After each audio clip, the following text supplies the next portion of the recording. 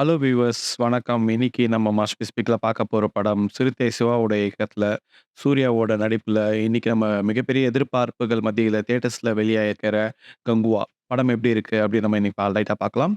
இந்த விமர்சனம் உங்களுக்கு பிடிச்சிருந்ததுன்னா, லைக் பண்ணுங்க, ஷேர் பண்ணுங்க. உங்களோட கருத்துக்கள கமெண்ட் செக்ஷன்ல போடுங்க. மறக்காம நம்ம சேனல சப்ஸ்கிரைபும் பண்ணிக்கோங்க. இப்ப நம்ம இந்த படத்தோட கதை என்ன அப்படின்றத லைட்டாக பார்க்கலாம். இந்த படத்துல நம்ம கதாநாயகன் சூர்யா இருக்காரு. அவரும், யோகி பாபுவும் 2 பேருமே வந்து ஒரு பவுண்டி ஹண்டர்ஸ். இவங்க பவுண்டி ஹண்டர்ஸ்னா என்ன உங்களுக்கு என்னன்னு சொல்லணும்னா, போலீஸ் டிபார்ட்மெண்ட்ல அவங்களால பிடிக்க முடியாத ஒரு சில குற்றவாளிகள பவுண்டி ஹண்டர்ஸ் கிட்ட சொல்லிட்டாங்கன்னா, அவங்க போயிட்டு அந்த குற்றவாளிகள அந்த அக்யூஸ்ட உயிரோடவோ, பிணமாவோ எடுத்துட்டு வந்து புடிச்சுட்டு குடுத்துட்டு போலீஸ்கார்ட்டருந்து காசு வாங்கிப்பாங்க. அப்படி ஒரு வேலை இருக்கான்னு கேட்டீங்கன்னா, இருக்கு. இப்ப ஒரு சீனியர் போலீஸ் போலீஸ் ஆஃபீசரா இருக்கக்கூடிய கே.எஸ். ரவிக்குமார் சிட்டு அப்படின்னு ஒரு கேரக்டர் இருக்கு. இந்த அக்யூஸ்ட புடிக்க முடியல. நீங்க புடிச்சு குடுங்க அப்படின்னு சொல்லிட்டு கேட்கிறாரு சூர்யா கிட்ட. அப்போ சூர்யா வந்து 15 லேக்ஸ் டிமாண்ட் பண்றாரு. சரி புடிச்சிட்டு வாங்க அப்படின்னு சொல்லிட்டு புடிக்க போறேன்னு சொல்லிட்டு போயிட்டு ஒரு சம்பவம் ஆகிறது. அந்த சம்பவத்துக்கு அப்புறம் ஒரு பையனோட வராரு. ஒரு குட்டி பையனோட. அந்த பையனுக்கும் தனக்கும் ஏதோ ஒரு உறவு இருக்கு அப்படின்றத மட்டும் சூர்யாவால கிராஸ்ப் பண்ண முடியுது. ஆனா அது என்ன உறவு அப்படின்றது சூர்யாவுக்கு கடைசி வரைக்கும் தெரியல. இப்ப உண்மையாவே அந்த பையன் யாரு? அந்த பையனுக்கும் சூர்யாவுக்கும் என்ன ஒரு கனெக்ஷனு? இதுக்கப்புறம் இந்த கதையில என்னதான் நடந்தது? இது எல்லாம் சேர்ந்தது தான் இந்த படத்தோட கதை. இந்த படம் வந்து விமர்சனத்த பொறுத்தவரைக்கும் மைல்டு ஸ்பாய்லர்ஸ நான் இப்பயே சொல்லிர்றேன். இந்த மொத்த விமர்சனத்த தெளிவா பார்த்துட்டு, இந்த படத்த பார்க்கலாமா? வேணாமா? அப்படின்றது நீங்க டிசைட் பண்ணிக்கோங்க. படத்த பார்க்கும்பொழுது, டெஃபினட்டாவே ஒரு பெரிய எஃபோர்ட் போட்டிருக்காங்க. பெரிய பிரம்மாண்ட கண்ணு முன்னாடி கொண்டு வந்திருக்கு. அத கொண்டு வரணுன்றதுக்காக சிறுத்தை சிவா அண்ட் டீம் மிகப்பெரிய எஃபோர்ட்ட குடுத்துருக்காங்க. இது நம்மள படம் பார்க்கும்போதே தெரியுது. விஷுவலி ஸ்டன்னிங்காவே இருக்குது. ரொம்ப பெரிய பிரம்மாண்டத்தோட போட்டிருக்காங்க. பயங்கர சேலஞ்சிங்கான டாஸ்க் பயங்கரமா இருக்கு. ஒரு ஒரு ஃப்ரேம் வச்சாலும் அதுல ஒரு 500 பேர் இருக்காங்க. இவ்வளோ பேர இவ்வளோ ஆர்டிஸ்ட்ஸயும் கோஆர்டினேட் பண்ணி ஒரு சீன்ல பெர்ஃபார்மன்ஸ வாங்கி அத அவுட்புட்ட கொண்டு வரதுக்குள்ள பயங்கர ரொம்ப ரொம்ப கஷ்டம். ஸோ மிகப்பெரிய சேலஞ்சிங்கான டாஸ்க் தான். ஆனா, நம்ப ஒரு ஃபார் எக்ஸாம்பிள் சொல்லணும்னா, ஒரு பெரிய பணக்கார மாளிகை, ஒரு பெரிய பயங்கரமான மாளிகை. அந்த மாளிகைக்கு வாசல்ல ஒரு பிச்சைக்காரன் பிச்சை எடுத்துட்டு இருக்கான் அப்படின்னா, பணக்கார மாளிகை வாசல்ல பிச்சை எடுக்கிறான்ப்பா" அப்படின்னு சொல்லிட்டு நம்ம பெருமையா சொல்ல முடியாதுல்ல. அதே மாரி தான் இந்த படத்துல நான் சொல்லணும். இந்த படத்துல பிரம்மாண்டம் அப்படின்றது உச்சத்துல இருக்கு. பாகுபலியோட ஒரு படி மேலேயே போயிட்டாங்க உச்சத்துல. அந்த அளவுக்கு பிரம்மாண்டம் சூப்பரா இருக்கு. ஆனா, படத்துல ஸ்கிரிப்ட் இல்ல. ஒரு நல்ல ஒரு ரைட்டிங்கே இல்ல. படம் பார்க்கும்போது நமக்கே பிரம்மாண்டத்துக்காக நம்ம அந்த படம் பார்க்க முடியுமா? நம்ம குடுத்த காசுக்கு ஒரு கதை இருக்கணும். ஒண்ணுமே இல்லாத இந்த ஒரு சில படங்கள்லாம் இருக்கு. இந்த லப்பர் பந்துலாம் பார்த்தீங்கன்னா, ஒரு சாதாரண ஸ்டோரிய வச்சு அவ்ளோ சூப்பரா எக்ஸிகியூஷன் பண்ணியிருப்பாங்க. அந்த மாரி நான் கம்பேர் பண்ண விரும்பல. இந்த படத்துல எப்படி சொல்லணும்னா, இந்த படத்துல பிரம்மாண்டம் மட்டும் தான் இருக்கு. பிரம்மாண்டம் மட்டுமே இருக்கு. இதுக்கப்புறம் அந்த படத்த பார்க்கலாம் வேணாமான்னு நீங்களே டிசைட் பண்ணிக்கோங்க. இந்த படத்துக்கு 2ஆம் பாகம் வேற இருக்கு. கிளைமாக்ஸ்ல அதுக்கு ஒரு லீடு வேற குடுத்துருக்காங்க. இன்னொரு ஃபேமஸான ஒரு ஹீரோ இந்த சின்ன கேமியோ பண்ணியிருக்காரு. அது ரொம்ப பவர்ஃபுல்லான கேரக்டர். சூப்பரா இருந்தது. இந்நேரத்துக்கு சோசியல் மீடியா ஃபுல்லா அதான் ஓடிட்டுருக்கும். தெரியலனா கூட நான் ஸ்பாய்லர் குடுத்து நான் உங்களுக்கு கெடுக்க விரும்பல. இத நான் இப்பயே சொல்லிர்றேன். இந்த படத்தோட மிகப்பெரிய பலமே சூர்யாவோட பெர்ஃபார்மன்ஸ் தான். அதுலயும் டபுள் ஆக்ஷனு இப்ப இருக்கக்கூடிய இந்த கேரக்டருக்கும், அந்த இன்னொரு 1070 அந்த வருஷத்து வர கேரக்டரும் சரி, இந்த டிஃபரன்ஸ் வந்து சூப்பரா பண்ணியிருக்காரு. அந்த கங்குவா கேரக்டரையும் சூப்பரா பண்ணியிருக்காரு. நடை, உடை, பாவனை எல்லாம் சூப்பரா பண்ணியிருக்காரு. கங்குவா கேரக்டர் தான் மனசுல நிக்குது. அந்த கண்ணுனாலே ரியாக்ட் பண்ணக்கூடிய ஒரு சில விஷயங்கள்லாம் பெர்ஃபார்மன்ஸ்ல மேக்ஸிமம் என்ன புல் ஆஃப் பண்ண முடியுமோ, அந்த அழகாவே புல் ஆஃப் பண்ணியிருக்காரு சூர்யா. சூர்யாவுக்கு அடுத்தது என்னன்னு சொல்லலாம், சூர்யா கூடவே வரக்கூடிய அந்த ஒரு பையன். இந்த பையன் சூப்பரா பண்ணியிருக்கான். அந்த பையன் பேர் எனக்கு சரியா தெரியல. இன்னொன்னு நட்டி, போஸ்டங்கேஜ் இவங்க 2 பேரும் சூப்பரா பண்ணியிருக்காங்க. சின்ன சின்ன கதாபாத்திரம் தான். படத்துல நெறைய முக்கியமான கதாபாத்திரம் இருக்கு. ஆனா எல்லாமே 5 நிமிஷம், இல்ல 10 நிமிஷம் தான் வராங்க. அவ்வளோதான் பண்ண முடியும். இதுக்கப்புறம் சொல்லணும்னா, ஒரே ஒரு சீனு கூட மட்டும் வரக்கூடிய கோவை சரளா, 2 சீனுக்கு வரக்கூடிய கே.எஸ். ரவிக்குமாரு, ரெட்டிங் கின்ஸ்லே, 3 சீனுக்கு வரக்கூடிய கலைராணி, 4 சீனுக்கு வரக்கூடிய யோகி பாபு, திஷா பட்டானி, அப்புறம் 5 சீனுக்கு வரக்கூடிய இப்படியே தாங்க போயிட்டே இருக்குது. ஒரு ஒரு சீனுக்கு வராங்க, ஒரு ஒரு சீனுக்கு போறாங்க அப்படின்ற மாரி தான் இருக்கு. 2 சீனுக்கு இவங்க வராங்க, 3 சீனுக்கு இவங்க தாராளமா சொல்லலாம்.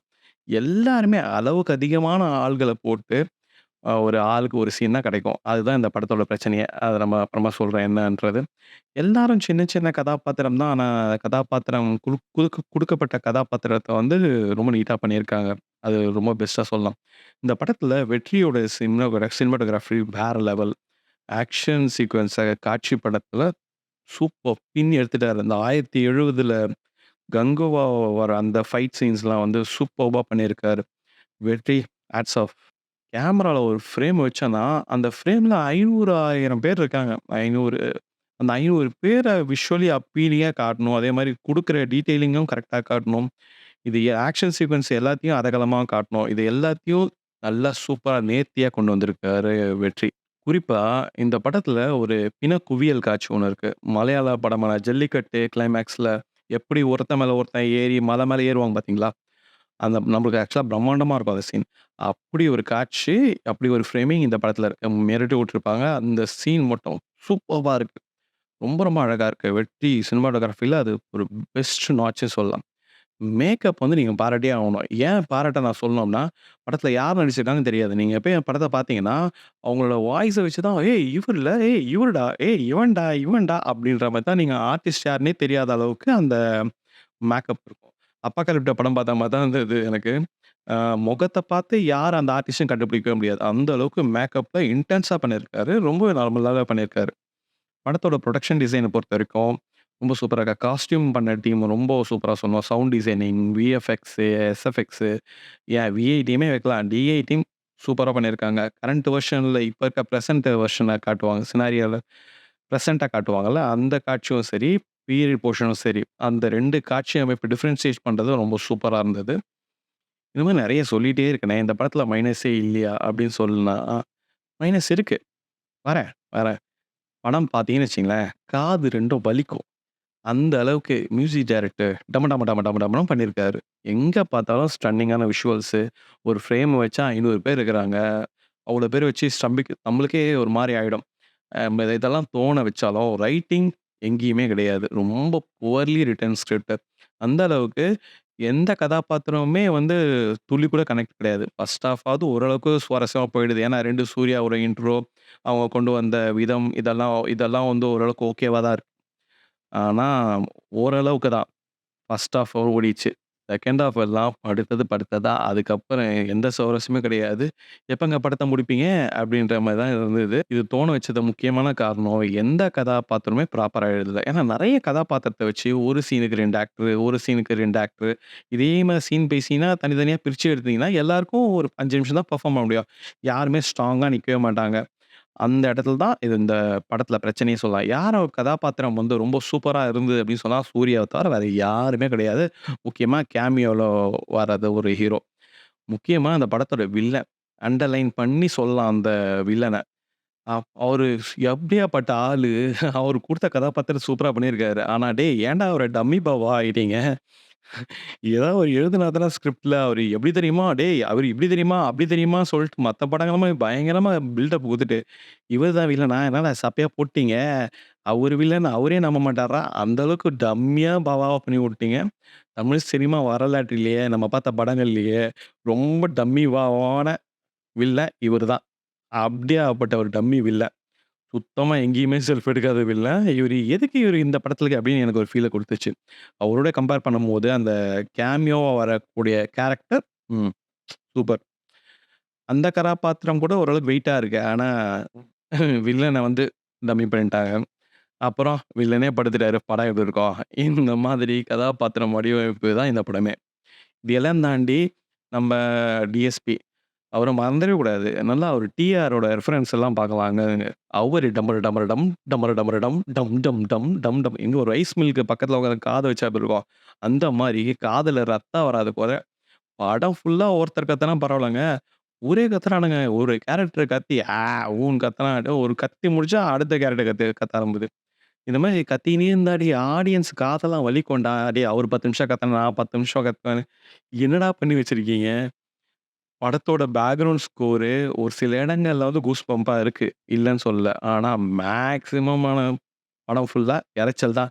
1000 ட்ரம்ஸ வச்சு அடிச்சு தெளிச்சு விட்டுருக்காரு. ஜும்ப் ஜும்ப் ஜும்ப் ஜும்புச்க்கு ஜும்புச்க்குன்னு.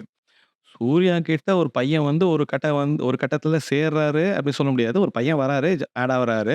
அந்த பையன நம்ம தான் பார்த்துக்கிறோம் அப்படின்னு சொல்லி சூர்யா அந்த கதாபாத்திரம் எடுக்குறாரு பார்த்தீங்களா? அது ஏன் அந்த உண்மையா அந்த பையனுக்காக உயிரே குடுக்குற அளவுக்கு என்ன உறவு? என்ன அப்படின்றத ரொம்ப கொஞ்சம் ஸ்ட்ராங்காவே சொல்லல. அந்த சூர்யா வந்து எதுக்காக அந்த எட்ஜ் வரைக்கும் போறாரு அந்த பையனுக்காக அப்படின்றத வந்து தெளிவாவும் சொல்லல. நமக்கும் மொத்தமா அந்த படத்த நான் பத்தி என்ன சொல்லணும்னா, ஏற்கனவே சொன்னது தான். வெறும் பிரம்மாண்டம். ஒரு படத்தை காப்பாத்து. அதுக்கான ஒரு பெஸ்ட்டான எக்ஸாம்பிள் கங்குவா பார்ட் 1. பார்ட் 2வ நீங்க பார்க்கலாமா? வேணாமான்றது நீங்களே முடிவு பண்ணிக்கோங்க. இந்த படத்த பார்த்து காது வலிச்சது தான் மிச்சம்.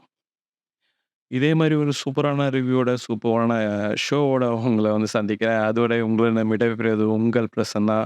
தேங்க்ஸ் ஃபார் வாட்சிங் மாஸ்டர்பீஸ் ஸ்பீக். நன்றி, வணக்கம்.